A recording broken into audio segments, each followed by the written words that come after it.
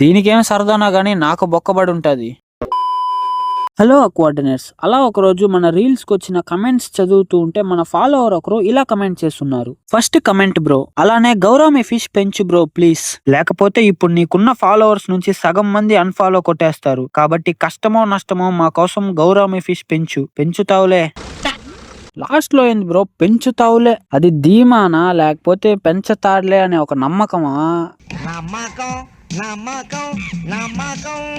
సర్లే ఏదో ఒకటి, మన ఫాలోవరే కదా అడిగింది, పెంచేద్దాంలే అని నియర్ బై అక్వేరియం షాప్ కి వెళ్ళి ఒక మంచి గౌరామి పేరు తీసుకున్నా. అలా ఒక బకెట్ లో ఏజ్డ్ వాటర్ తీసుకుని అక్లిమేట్ చేయడానికి కవర్ తో పాటు అలాగే పెట్టేశా. ఫిషెస్ కొంచెం స్ట్రెస్ లో ఉందనిపించి ముందుగానే ఒక ఎయిర్ స్టోన్ వేసుకుని తర్వాత కల్లుప్పు వేసుకున్నా. తర్వాత ఫిషెస్ ని బకెట్ లోకి రిలీజ్ చేసా. హైడింగ్ స్పాట్స్ కి టెంకాయ చిప్పిల్లుని అలాగే మట్టి గ్లాస్ ని పెట్టుకున్నా. ఒకటి తక్కువైంది.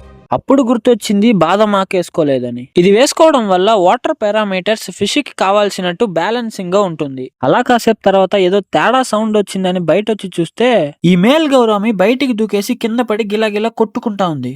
ఎందుకు?